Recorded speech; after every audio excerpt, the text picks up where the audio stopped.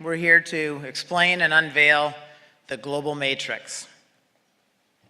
So the specific objectives that I want to achieve over the next 50 minutes or so is to describe and explain and literally unveil the global matrix and its findings, to acknowledge and integrate country leaders into the presentation. This is the good news for you. You won't just be hearing from me over this 50 minutes, but you'll be hearing from a number of the people in the audience. And I want to provide, and this whole opening keynote is to provide a foundation for the rest of the summit with international comparison evidence to stimulate new ideas, new discussions. So change the dogma, the discussions that you've been having with other Canadians or other Americans or other Britons. Talk with people from around the world and integrate their thoughts and challenge why we can't do what they're doing there.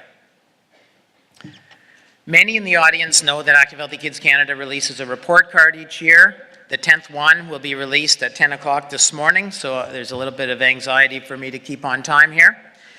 These are the previous 9 years front covers of the report cards in both English and in French. These report cards have been very successful as advocacy tools and as knowledge synthesis exercises. So specifically, they serve as a public awareness mechanism and call to action for nationwide media advocacy. They're an accountability index for Canadians, just how we're doing.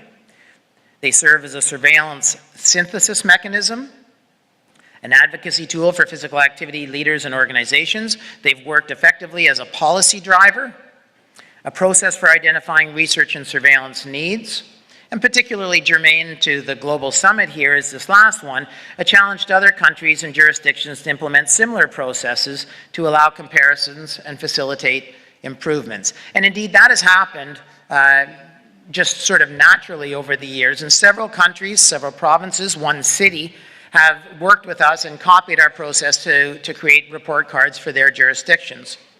So we thought, well, that's happening kind of on its own. Let's exploit the energy that's around this. And I should say that in those other countries, the release of those report cards were very effective at generating attention, at getting people talking, at moving the item up on the agenda. And in a very deliberate fashion, we went out and we managed to convince, or maybe trick, 14 other countries to participate with us. And you see them here, and they represent countries from 5 continents around the world. And I particularly want to acknowledge, just as I get into this, the leaders from those countries that have helped to make this happen. So from Australia, Dr. Grant Tompkinson, myself from Canada, from Colombia, Olga Sarmiento and Sylvia Gonzalez. These pictures are very small down there, so I have, so Martin looks like about the size of a postage stamp. Martin Standage from England. From Ireland, Deirdre Harrington. From Kenya, Dr. Vincent Onoera. Reggie Okansi from Ghana. Jarmo Luukkonen from Kenya, not from Kenya, from Finland. Pilar Rodriguez from Mexico. Antonio Prista from Mozambique. Kingsley Ekinroy from Nigeria. Ralph Madison from New Zealand. Vicky Lambert from South Africa. John Riley from Scotland. And Peter Kaczmarzyk from the United States. And each of these people led teams of experts in their country to get their report cards done. So thank you very much to them.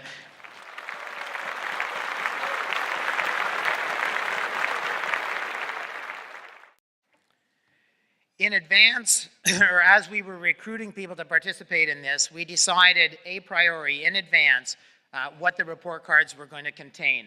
And the Active Healthy Kids Canada report card has had as many as 24 indicators over time. We decided to pare it down to 9 indicators that we would ask each participating country to grade. And so these are the 9 indicators. They include 5 behaviors, the same way that the conference or the summit is organized. So overall physical activity, organized sport participation, active play, active transportation, and sedentary behaviors. and then the settings within which those behaviors occur. The influence of family and peers, school, community in the built environment, and government strategies and investments. And the model that we use, and this will be in the Active Healthy Kids Canada report card that you'll see later this morning, is there, showing the interrelationships between the sources of influence and the behaviors themselves. We used a common grading framework using grades that are meaningful in Canada, not in all countries. So this A, B, C, D, F, which more or less represent quintiles of a particular benchmark that relates to the particular indicator. We also have an incomplete grade when the jurisdiction decides there's just not evidence there to grade this, and we shouldn't do that. So the specific numbers you can see there. In countries where A, B, C is not sort of the normal grading system, where it's 1 to 10 or whatever, we just simply translated. We used common benchmarks to guide the grade assignments, and I'll speak to those as we go through each indicator. And expert groups were established in each country to assign the grades. So people gathered together all of the best available evidence and an expert group to look at that and say, okay, given what we have here, we believe the grade is whatever they arrive at. There are limitations and opportunities, of course, associated with doing this, and we can talk about those throughout the conference. But, and so the common benchmarks that we had were simply not available, or not completely available in all jurisdictions, and that was, that's a limitation that you deal with. And so the choice at that point is to not do anything or do the best you can, and we chose to do the best we can. So we used the best available evidence from multiple sources, not from a single study usually, and the expert work groups discussed those and arrived at consensus for a grade. Despite variation in country data sources, it's believed that the grades across the indicators are comparable, and information on the global variation is valid, that the general findings that we have here represent true differences across the world that we can learn from. The focus was on the possibilities of learning from one another and working to address the limitations going forward, more than focusing on the limitations up front. So, who's leading and lagging? This is the way data are going to be presented to you. I know this is really busy and very small font for those of you at the back, very small font for me trying to look at that. But they're color-coded and the slides will match up with them. They represent the 9 indicators that I read out to you. I'll present them going from left to right, and each column will populate from bottom, lowest grades or incomplete grades, to the top, highest grades. You'll see what I mean in a second. Perhaps the most notable finding from the global matrix is the substantial variation in the grades assigned to the 9 indicators. This is encouraging for at least 3 reasons. First, it demonstrates that at least some countries are succeeding in each of the important indicators examined in the global matrix. Second, such international variation consolidated in this fashion presents an opportunity for cross-fertilization of ideas for improving the grade. And third, the global matrix provides a framework of research aimed at understanding the differences between and within countries. So it serves multiple purposes that I think can advance our agenda. So the first indicator, the overall physical activity grade. The benchmark is the percent of children and youth who meet physical activity guidelines in each country. Every country, all 15 countries, graded this indicator. There were no incompletes.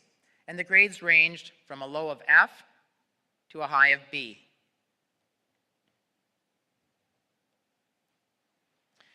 Overall grades from around the world are lower than we would hope, and the temporal trend data suggests that overall physical activity and fitness levels are declining over time. Many countries report socioeconomic status, gender, and geographic gradients, though the direction of the gradient is not always uniform. For example, in some developing countries, having a low socioeconomic status or living in a rural setting is associated with higher levels of physical activity, whereas the opposite gradients are generally observed in developed countries like Canada and the US. So let's hear from the researchers. I love physical activity. I do it with my friends and family. I do it at school. I play soccer at school. And it just makes me feel healthy, and I really like physical activity. Kenya is known for its superlative and exquisite middle and long distance running success. The one challenge that we are experiencing based on evidence is that we are currently going through a rapid physical activity and nutrition transition. People are becoming more and more sedentary. People are consuming high energy dense foods, and we are seeing lifestyle diseases like obesity, hypertension, some forms of cancers increasing in this country. So, the grades for overall physical activity. See, they're ranging from F to B, New Zealand to Mozambique up at the top, Scotland, US, Ireland, Canada, Australia, lagging. To organize sport participation. Benchmark here is the percentage of children and youth who participate in organized sport and/or organized physical activity programs. 13 of the 15 countries graded this indicator. Grades, again, ranged from F to B. More countries graded organized sport participation as satisfactory compared to the overall physical activity grade. Grades generally were higher. Although many countries lack details on the quality, frequency, duration, intensity, context, and seasonality of organized sport participation. So in other words, the metrics, the information that we have available is rather thin. But what we do have is generally favorable. Again, let's hear from the experts. In terms of organised sport, New Zealand used objectively measured physical activity with actigraph accelerometry. And I think this B reflects the high proportion of young children who are physically active, with 100% of 5 to 9-year-olds meeting the criteria or the guidelines. However, there was a very marked decline in physical activity participation as children increased in age. Now, Australia is a sporting nation, and sport is an integral part of our national identity. It provides an opportunity for young Australians to increase their physical activity levels and to develop physical and social skills. A good grade for organised sport participation makes sense for Australia, given it also received good grades for school and community in the built environment, because opportunities for organised sport and physical activity require space, infrastructure, facilities, equipment and supervision. And the grades. So you can see Mozambique lagging with an F, and New Zealand at the top of the heap with the B. Now to active play. The benchmark is the percentage of children and youth who engage in unstructured, unorganized active play for several hours a day. Five of 15 countries graded this indicator. Grades ranged from a D to a B.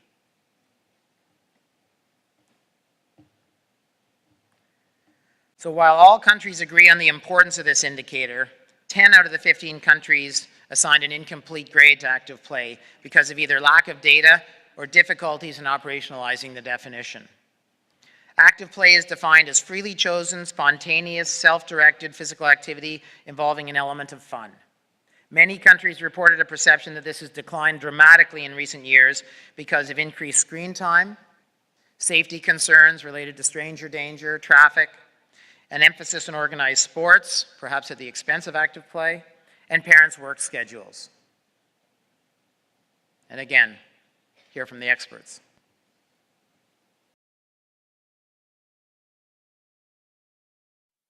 One thing I would need to be more active is probably a jetpack, so I could fly anywhere in the world and be active then. But if I couldn't fly, I'd probably just want a nice pair of shoes so I can have a quick run around whenever I like, just for fun.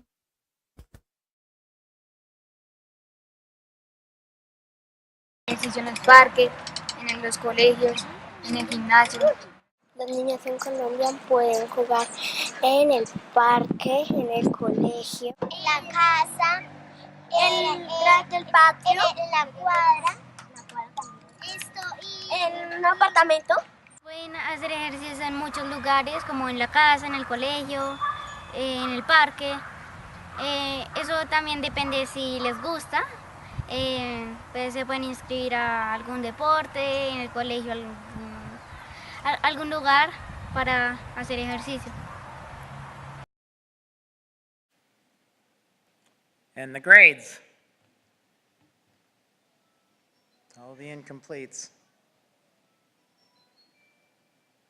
So not a lot of variation in this indicator, and very difficult for many countries to grade. Active transportation.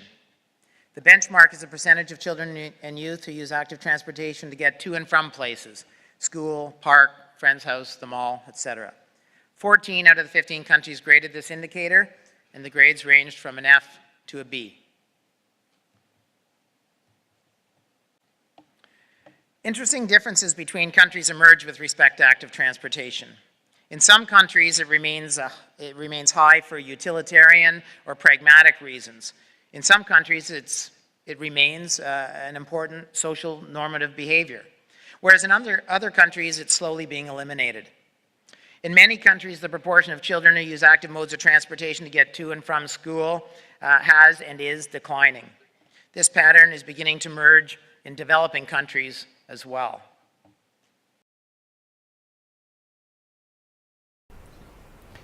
Finland is maybe one of the leading countries in active transportation to school.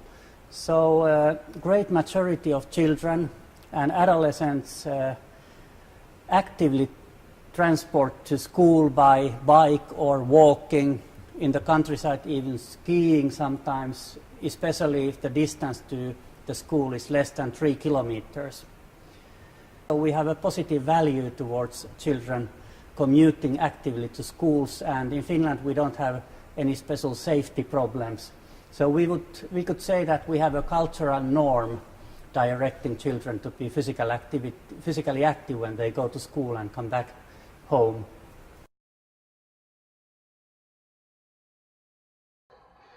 The lowest grade on the United States report card was that for active transportation, and we received an F for active transportation. This is because approximately 13% of children actively walk or take a bicycle to school. Not only is this a very low percentage, 13%, this has decreased dramatically since 1969, where the prevalence was approximately 45 to 47% of kids. So we've seen this drastic reduction in active transportation. At the same time, we've seen the prevalence of children that are being driven to school in cars has increased substantially. The only thing that hasn't really changed are the percentage of kids taking a school bus. This has remained fairly constant over time, but we've seen this transition from walking and biking to school to taking the car. So that is why we received a grade of F for active transportation. So the complete list of grades, you know someone got an F. Anyways, you see the United States lagging with an F, and a few countries up there with a B: Finland, Kenya, Mozambique, and Nigeria. So good geographic dispersion. And the final, behavior, the other side of the coin, sedentary behaviors. The benchmark is the percentage of children and youth who meet sedentary behavior or screen time guidelines. 13 of 15 countries had enough information to grade this indicator, and the grades ranged from an F to a B. It's apparent that ready access to screen-based technology has reached all parts of the world, and it's impacting on leisure time pursuits of children, with most countries reporting in a negative direction. More research is required to understand the holistic health consequences and various forms of sedentary behaviors, especially non-screen sedentary behaviors where we have very little information.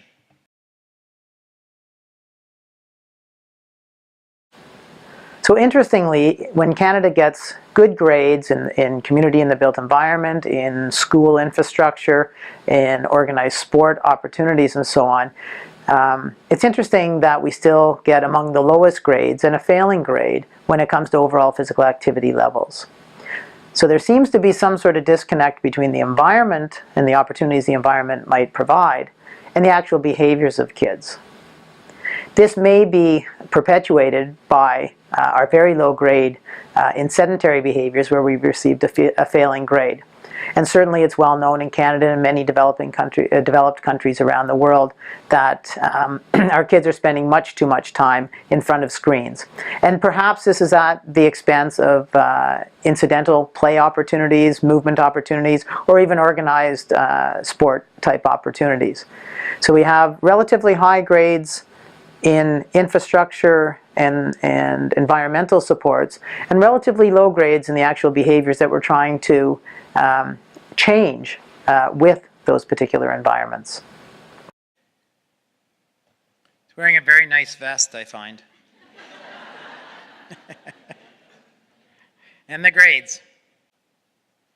So you see there a number of countries with failing grades: South Africa, Scotland, Nigeria, and Canada, and Ghana and Kenya leading.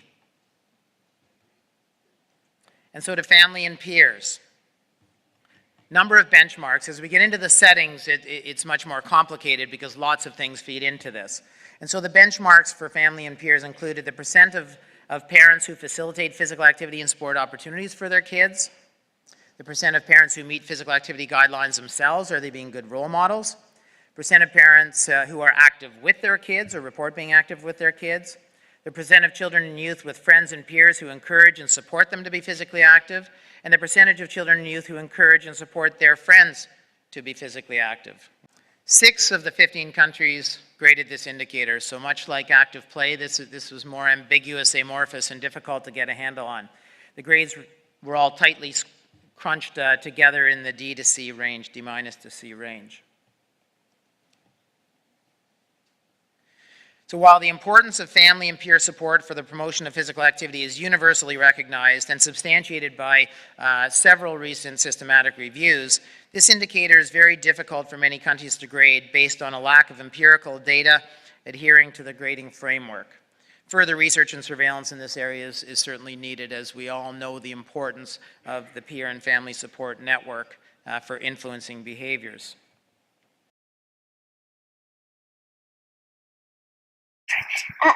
If somebody not played with nobody, then maybe you could tell them, do you want to play with us? They're all by yourself when you don't have any friends.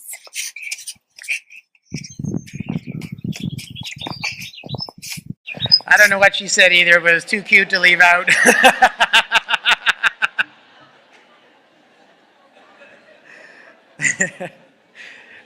And the grades. So again, less variation in this indicator than any of the others, with Scotland recording a D minus and a few countries up in the C range. So to school, again, a number of benchmarks. The percent of schools with active school policies, the percent of schools where the majority, defined as greater than 80%, are taught by physical education specialists, the percent of schools where the majority are offered at least 150 minutes of physical education per week, what we call quality daily physical education here in Canada, the percent of schools that offer physical activity opportunities outside of physical education to the majority of their students, the percent of parents with children who have access to physical activity opportunities at school in addition to physical education, and the percent of schools with students who have regular access to facilities and equipment that support physical activity. 13 of the 15 countries graded this report card, and the grades ranged from an F to an A minus.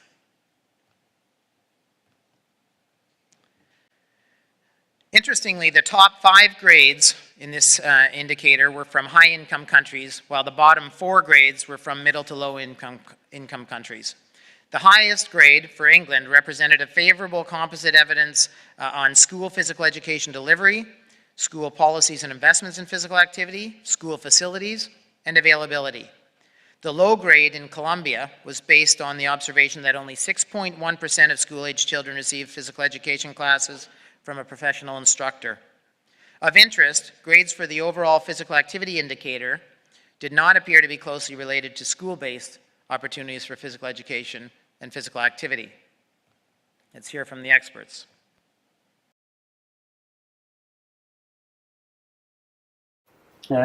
Another feature in Finland is the physical education teacher education. We have only one institute, our university in Jyväskylä, Faculty of Sport and Health Sciences, where we educate all Finnish physical education teachers, which means that we have quite good resources in the education. We have long traditions in research on physical education, teacher education, and we also have a master level education for all PE teachers. Compared to other countries, Colombia is lagging in the school indicator, and we have two main challenges to improve our grade. First, most of the public schools in Colombia have a very short school day, so the time for physical education, sports, and active recess is very limited. And second, the lack of human resource. We observe that at national level, only 6.1% of school-age children receive physical education classes from a professional instructor. And the grades for school. So England leading with an A- and Colombia lagging with an F. To community and the built environment. The benchmarks included the percent of children or parents who perceive their community is doing a good job at promoting physical activity, the percent of communities that report that they have policies promoting physical activity, the percent of communities that report infrastructure geared towards promoting physical activity, the percentage of children or parents with facilities, programs, parks, and playgrounds available to them in their community, the percent of children living in a safe neighborhood where they can be active, the percent of children or parents reporting well-maintained facilities, parks, playgrounds in their community, and the percentage of children and youth who report being outdoors for several hours of the day. 12 of the 15 countries had enough information to grade this, and the grades ranged from F to A-. This indicator received the highest grades on average, with 7 countries assigning grades of greater than or equal to B-. A general pattern of higher grades in higher income countries and lower grades in lower income countries was evident, which makes intuitive sense. Although there is much emphasis on improving the built environment, it is already reported as quite good in many countries, and in fact, physical activity levels are highest in those countries who rate the built environment the lowest. One of the areas where Canada is leading in the global matrix is with respect to the community and the built environment. Has a high grade in that area. And the reason we have that is because Canadians consistently tell us that within their immediate communities, they have access to parks, to playgrounds, to facilities, to programs that even meet the needs of their kids with respect to physical activity opportunities. And we hear that consistently year after year around Canada from the vast majority of Canadians.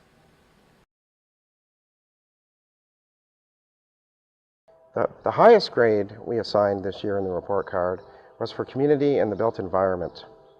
And our primary indicator was the number of children living in a neighborhood with at least one park or playground area. And we found that approximately 85% of kids in the United States live within close proximity to parks. So again, this was our highest grade, and it was all around community and the built environment. However, the committee had some reservations around just the presence of a park being the indicator rather than the connectivity of the park to other resources or the actual infrastructure in the park. For example, is the park equipment up to par or has it been degraded over the years? So how functional was the actual park equipment, and also what type of programming was going on in the parks? These are things we'd like to explore in greater detail in future versions of the report card.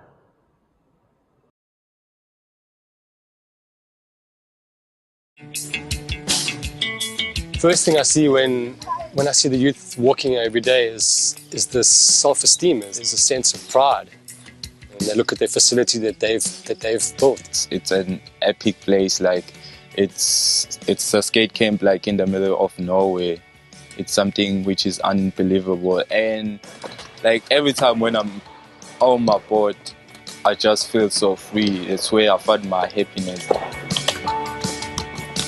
So I feel like I own it by riding it. And the grades for community in the built environment.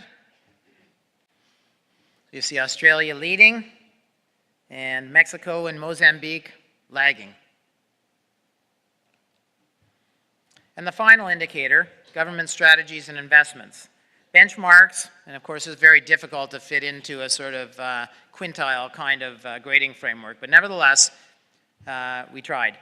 And so this included evidence of leadership and commitment to providing physical activity opportunities for all children and youth, allocated funds and resources for the implementation of physical activity promoting strategies, initiatives for children and youth, and in addition demonstrated progress through the key stages of policy making. So not just the making of the policy, but the funding, the implementation, the evaluation, the revision of the policy, which is essential, of course, to maximizing the impact. 2/3 of the countries had enough information that they felt comfortable grading this indicator, and the grades range from D to B. The grades were tightly bunched in the B and C range, indicating an overall favorable assessment, regardless of the income or development status of the country. The individual country report cards discuss a variety of policies, strategies, and investments related to different indicators and collectively provide a catalog of ideas for governments to consider. A great resource of ideas, and this will be available to you in a number of fashions that I'll explain in a moment. And our final word from the experts.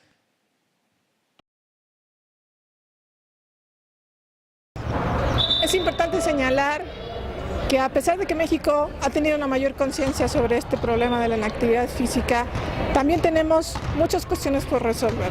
Si quisiéramos aumentar el grado de nuestras futuras boletas de calificaciones, será importante trabajar de manera coordinada. El sector público es fundamental. La generación de políticas, la evaluación de programas y la constancia de los mismos programas van a tener un impacto fundamental. Colombia is among the leaders in the government strategies and investments indicator thanks to the availability of a rich legal framework that promotes physical activity at national level. The relative success of policy environment can be due to the fact that in 1991, Colombia's national constitution recognized physical activity, recreation, and sports as a right of all citizens and established their promotion and funding as a state responsibility. Since then, most of the administrations have considered physical activity, sports, and recreation as a public and social commitment that contribute to human development, leadership, coexistence, and peace, and have included them as a priority in their development plans. This has allowed to implement and maintain physical activity programs like ciclavías and the healthy habits and lifestyle programs with a national coverage. Well, since 2010, government has actually shown quite a number of innovative interventions, for example, to actually help children to access better school-based nutrition and physical activity opportunities. The National Sport and Recreation Plan was ramped up quickly and starting to have real-world impact on the number of learners that are able to be active at school, as well as the school feeding scheme, which has been focused on diversifying the diet and with more children getting access to fruit as part of their daily diet. Unfortunately, there's little evidence that any other advances have taken place since 2010, and overall, schools, parents, food and drink companies, and civil society more generally have inertia and are not really doing enough to help children to eat a more diverse diet, nor to exercise enough. In the grades. So here we see a few countries leading, Colombia, Finland, Scotland, South Africa with a B, and Ghana lagging. And so my dear friends, there is the global matrix.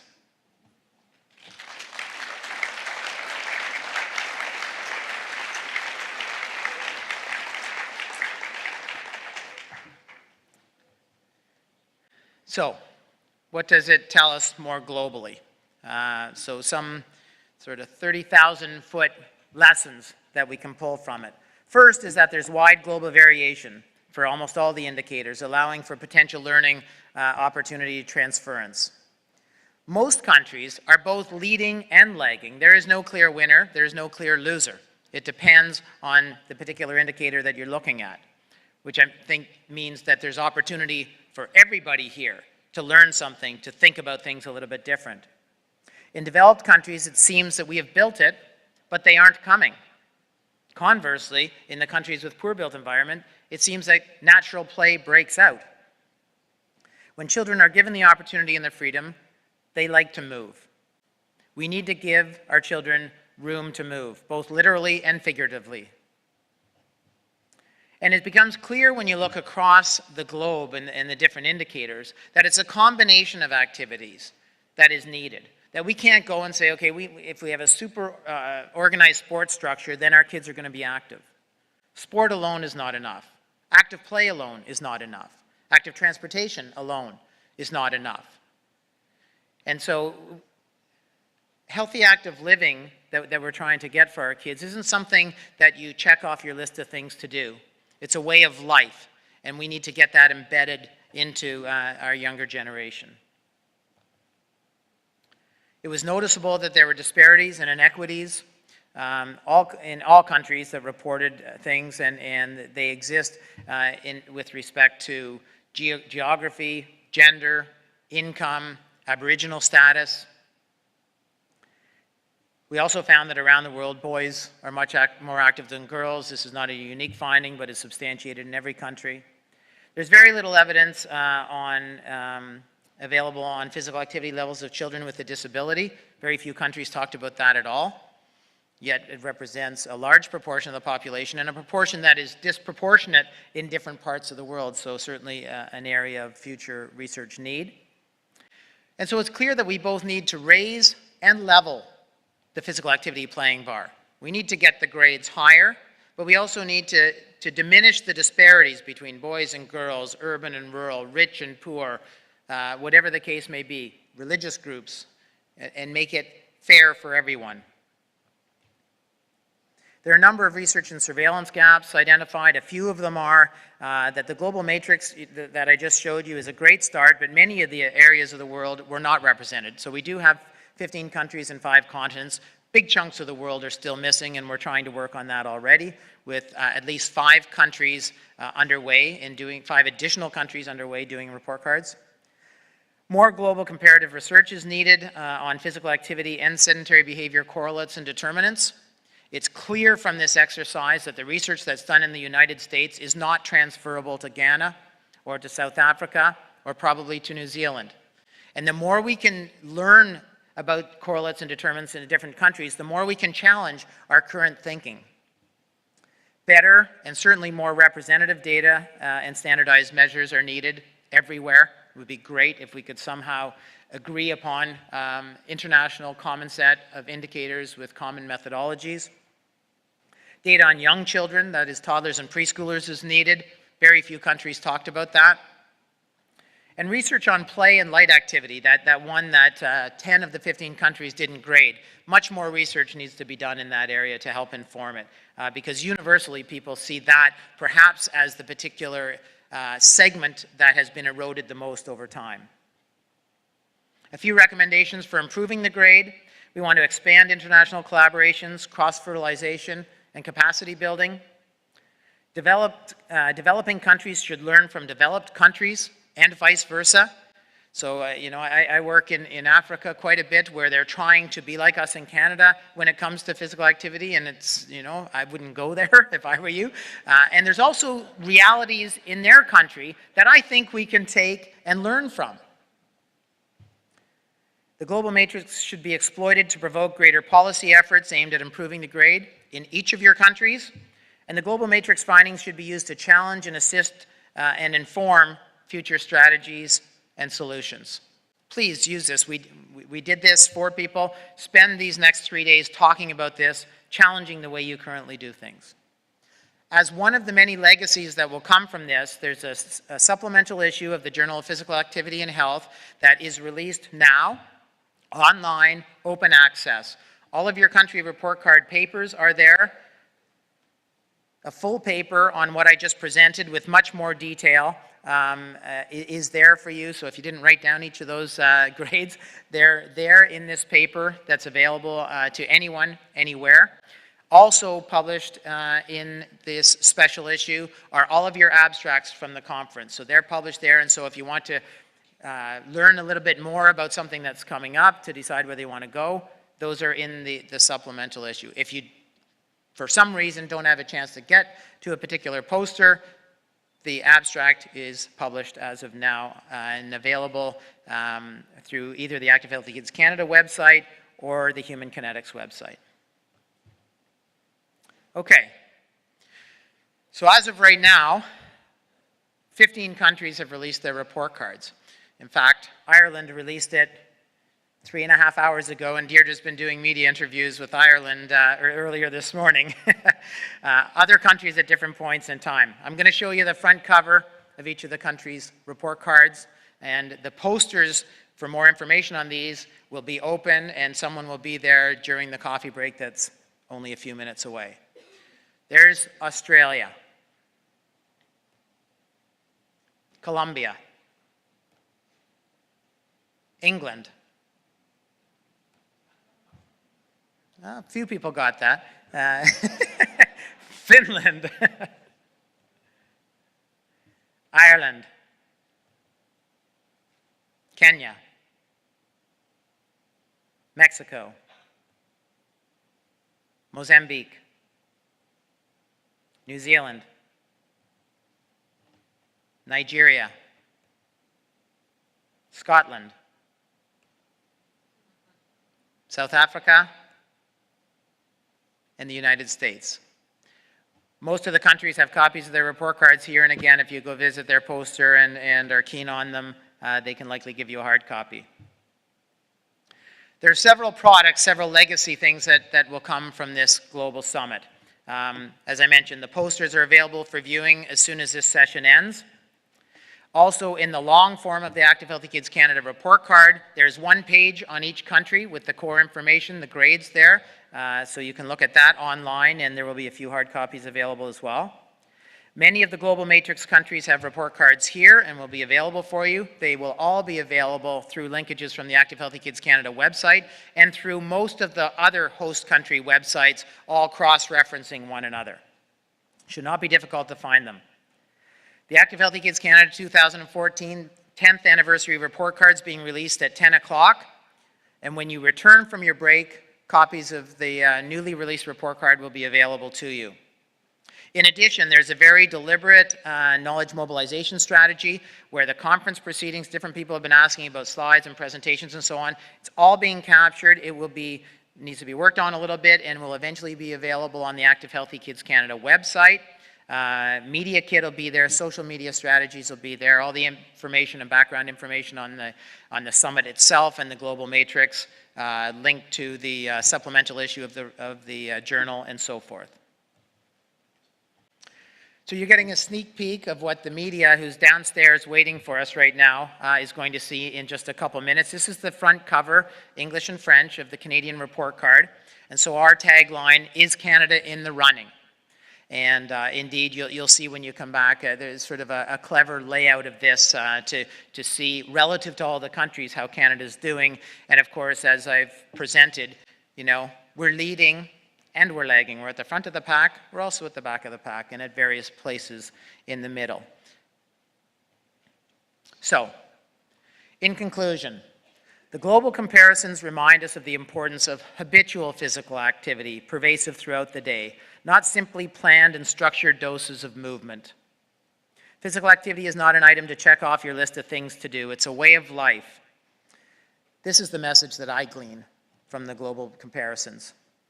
Together with our domestic stakeholders and our global partners, we have new and compelling evidence that can guide innovative and novel solutions to power the movement to get kids moving and inform our work to improve the grades in the years ahead. And I look forward to doing that with you. Thank you very much for your attention.